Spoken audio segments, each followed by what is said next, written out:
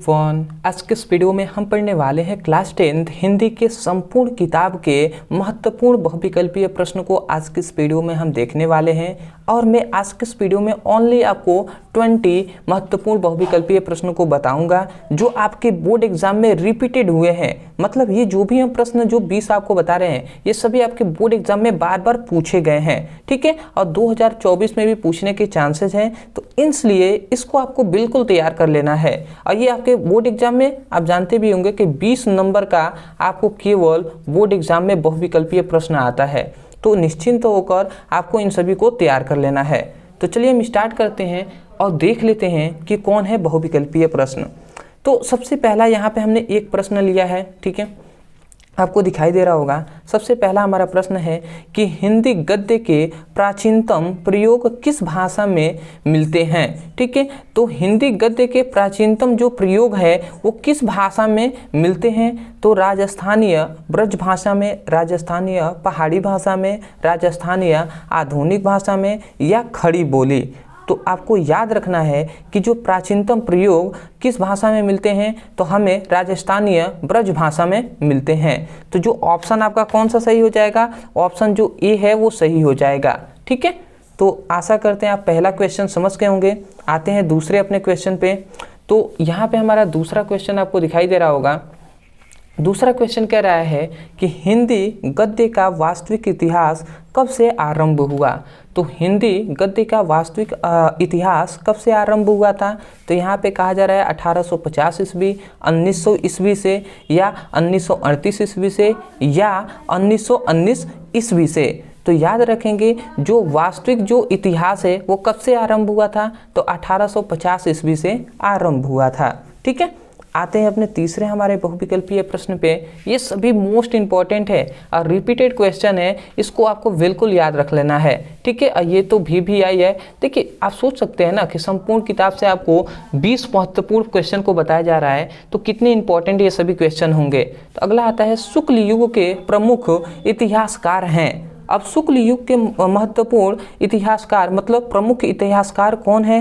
Doctor Nagendra या हजारी प्रसाद द्विवेदी या बाबू गुलाब राय या इनमें से कोई नहीं। तो ये आपको बात याद रखना है कि शुक्ल युग के प्रमुख जो इतिहासकार हैं वो बाबू गुलाब राय हैं, ठीक है, गुलाब राय हैं। तो ये आपका जो ग आंसर है ये सही हो जाएगा, ठीक है। आते हैं अगले अपने प्रश्न पे। तो अगला हमारा चौथा प्रश्न है कि महादेवी वर्मा द्वारा रचित निबंध है। अब महादेवी वर्मा द्वारा, ठीक है, रचित निबंध है। अब वो कौन सा है? रेती के फूल या छड़मदा या हंस या कादम्बरी। तो आपको याद रखना है कि जो महादेवी वर्मा द्वारा रचित निबंध है वो कौन सा है? तो वो है कादम्बरी, ठीक है।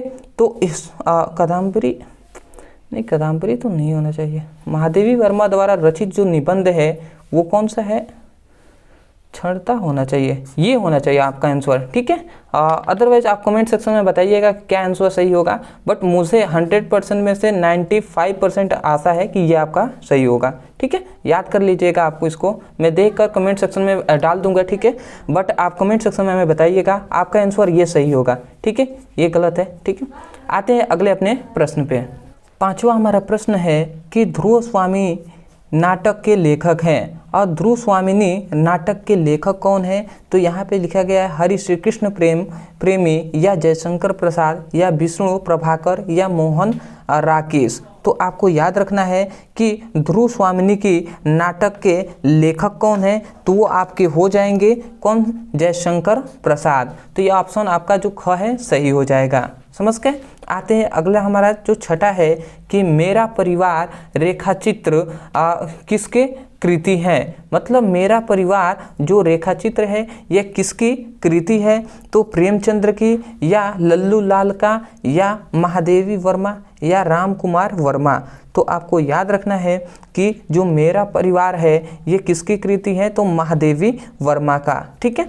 तो ये आपका जो ग आंसर है सही हो जाएगा, ठीक है। आते हैं अगले अपने क्वेश्चन पे।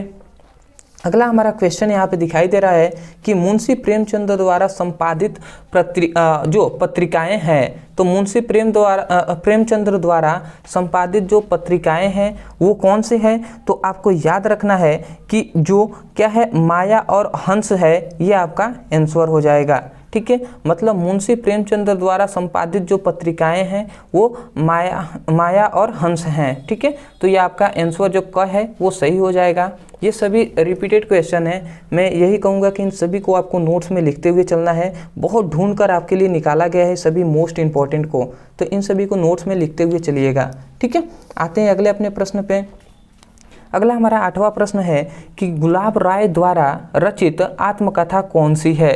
अब गुलाब राय द्वारा रचित जो आत्मकथा है वो कौन सी है? मेरी जीवन प्रवाह, या मन की बातें, या मेरी असफलताएं, या नई पौधे।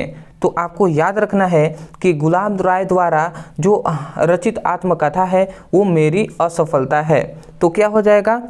आपका आंसर ग सही हो जाएगा। ठीक है, आते हैं अगले अपने प्रश्न पे। अगला हमारा प्रश्न है कि सेवा सदन उपन्यास के लेखक हैं। अब सेवा सदन उपन्यास के लेखक कौन है? पहला है जैनेन्द्र, या यशपाल, प्रेमचंद्र, या जयशंकर प्रसाद। तो आपको याद रखना है कि जो सेवा सदन उपन्यास के भी जो लेखक है वो प्रेमचंद्र हैं। तो ऑप्शन जो ग है सही हो जाएगा।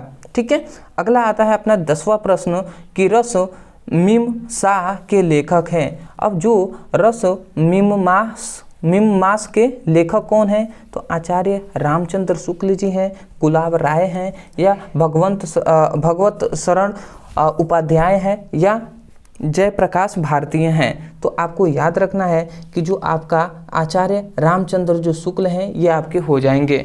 ठीक है, तो इन सभी क्वेश्चन को आपको रिपीटेड है याद कर लेना है। आते हैं अगले अपने प्रश्न पे। 11वां हमारा प्रश्न है कि रसिक प्रिया के रचनाकार हैं। अब रसिक प्रिया का रचनाकार हैं आचार्य केशव दास हैं, या आचार्य हजारी प्रसाद, या आचार्य देव हैं, या भीर वारी दास हैं। ठीक है, तो आपको याद रख लेना है कि जो रसिक प्रिय के रचनाकार हैं वो कौन है? आचार्य केशव दास जी हैं। ठीक है, अगला आता है हमारा 12वां प्रश्न कि निम्न में से रीतिकाल को अन्य किस नामों से जाना जाता है? मतलब यहाँ पे कहा जा रहा है कि रीतिकाल को अन्य किस नामों से जाना जाता है। ठीक है, तो आपको याद रखना है, यहाँ पे है वीर गाथा काल, या अल्पकृति काल, श्रृंगार काल, या विकल्प मतलब घड़ी में कहा जा रहा है कि जो ख आंसर है और जो ग आंसर है ये दोनों होंगे। मतलब जो जो ख है और जो ग है, मतलब अल्पकृति काल और श्रृंगार काल। तो ये बात आपको याद रखना है। रीतिकाल को वास्तव में दो नामों से जाना जाता है, एक हो जाएगा अल्पकृति काल और एक श्रृंगार काल। तो इसीलिए ऑप्शन जो आपका घड़ी का है वो सही हो जाएगा। ठीक है, मतलब जो क है अल्पकृति काल के भी नाम से जाना जाता है और श्रृंगार काल के नाम से भी जाना जाता है। आशा करते हैं समझ गए होंगे। अगला आते हैं हमारे 13वें प्रश्न पे। यहाँ पे कहा जा रहा है कि केशव दास की रचना है। अब केशव दास की रचना है, यहाँ पे रामचंद्रिका है, या भक्त माला है, या सुदम्बरा चरित्र है, या प्रेम वाटिका है। तो आपको याद रखना है कि केशव दास की रचना जो है वो रामचंद्रिका है। तो क जो आंसर होगा क ऑप्शन सही हो जाएगा। ठीक है, आते हैं अगले अपने 14वें प्रश्न पे। 14वां हमारा प्रश्न है कि गंगा लहरी रचना है। अब गंगा लहरी रचना किसका है? पदम्बकर के है, या बिहारी का है, या भूषण की है, या मतीराम का है। तो आपको याद रखना है कि जो ऑप्शन है पदम्बकार यही है इनका आंसर। ठीक है, तो आपको इसको याद रखना है। तो ये गंगा लहरी रचना किसका है? तो पदम्बकार का क्या है? रचना है। ठीक है, अगला आते हैं अपने 15वें प्रश्न पे। इन सभी को याद कर लेना है। ठीक है, बहुत ही इंपॉर्टेंट ये सभी है, बहुत ढूंढ कर निकाला गया है। और यदि आप प्रीवियस ईयर जो बोर्ड एग्जाम होते हैं उनमें आपने देखा होगा क्वेश्चन को, तो आपको इन सभी क्वेश्चन आपको मिल जाएंगे उसमें। ठीक है, तो एक बार आप ट्राई भी कर सकते हैं, कोई दिक्कत नहीं है। ठीक है, बट हाँ इतना कहूँगा कि याद तो बिल्कुल आपको करना है और नोट्स में लिखते हुए चलिए। अगला आता है कि भूषण किस युग के कवि हैं। अब भूषण जो हैं वो किस युग के कवि हैं, आदिकाल के, रीतिकाल के, भक्ति काल के या आधुनिक काल के। तो आपको याद रखना है कि जो भूषण है वो रीतिकाल के कवि हैं। ठीक है। 16वां हमारा प्रश्न है कि निम्नलिखित में से कौन सी रचना पद्माकर द्वारा लिखी गई है। ठीक है। तो अभी अपने देखा था कि पद्माकर की रचना कौन था। ठीक है। तो यहाँ पे है रसराज या कवि प्रिय या गंगा लहरी या शिव वानवी। ठीक है। तो आपको याद रखना है कि पद्माकर द्वारा जो रचना है वो कौन सा है, तो वो आपका जो गंगा लहरी है वो है। ठीक है। तो ऑप्शन ये आपको याद रखना है। ठीक है। अगला आते हैं, हमारा अगला अपना प्रश्न आपको दिखाई दे रहा होगा। ठीक है। यहाँ पर कि बिहारी किस युग के कवि हैं। तो बिहारी किस युग के कवि हैं, आधुनिक काल, रीतिकाल, भक्ति काल या आदिकाल। तो आपको याद रखना है कि बिहारी जो किस काल के लेखक हैं, तो रीतिकाल के। ऑप्शन जो घड़ी का है वो आपका सही हो जाएगा। ठीक है। अगला आते हैं अपने प्रश्न पे। अगला हमारा प्रश्न है कि आधुनिक काल किस समय की अवधि है। तो आधुनिक जो काल है वो किस समय की अवधि है, तो 1850 ईस्वी से 1900 ईस्वी तक या 1900 ईस्वी से 1920 ईस्वी तक या 1919 ईस्वी से 1938 ईस्वी तक या 1843 ईस्वी से अब तक। तो ये भी बात आपको याद रखना है बिल्कुल कि आधुनिक जो काल है, ठीक है, ये समय अवधि क्या है, 1843 से लेकर अब तक जो है ये आधुनिक काल है। ठीक है। अब वैसे सिंपल में है आधुनिक काल, आधुनिक मतलब नया युग। ठीक है। तो अभी तो है, ठीक है, तो वही कहा जाए 1843 से अब तक का। आशा करते हैं कि क्वेश्चन आपको समझ में आ गया होगा। सिंपल सा क्वेश्चन था बट इम्पॉर्टेंट है। ठीक है, पूछा गया आपके बोर्ड एग्जाम में। अगला आते हैं हमारे प्रश्न पे। अगला आता है कि अद्भुत आलाप। ठीक है, ये नाम याद रखेंगे, अद्भुत आलाप के कवि हैं। ठीक है। तो अद्भुत आलाप के कवि कौन है, महावीर प्रसाद द्विवेदी, भारतेंदु हरिश्चंद्र या मैथिल सरगुप्त या हरिओदय। तो आपको याद रखना है कि इसके जो कवि हैं वो महावीर प्रसाद द्विवेदी जी हैं। ठीक है। तो आशा करते इतनी आपने समझ लिया।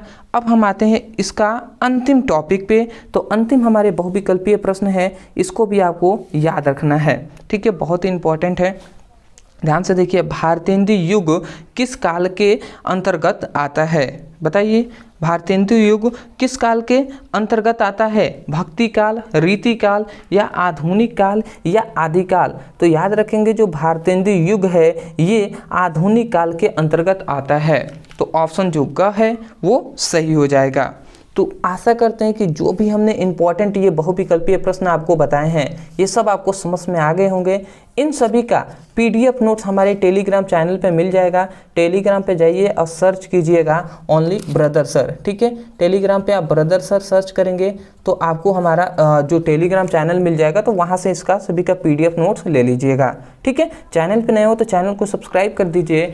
ठीक है, क्योंकि आपकी बोर्ड एग्जाम की तैयारी यहाँ पर बहुत ही मस्त तरीके से, अच्छे तरीके से कराई जाएगी, चाहे वो पूरी साइंस का हो, ठीक है, या आपका जो सामाजिक विज्ञान का हो, ठीक है, सामाजिक विज्ञान का हो, या अदर आपका हिंदी हो, ठीक है, जो इंग्लिश है, ये सभी का आपको कराया भी जा रहा है। आप जाकर चेक कर सकते हैं प्लेलिस्ट। और रोजाना आपको शाम को 6:30 बजे, ठीक है, 6:30 बजे और शाम को 7:30 बजे आपको वीडियो मिल रहा है। तो आप ध्यान से उस समय पर बैठकर अपनी पढ़ाई कीजिए। तो चलिए दोस्तों, आज के लिए इतना ही। मिलते एक नए टॉपिक के साथ, तब तक के लिए धन्यवाद।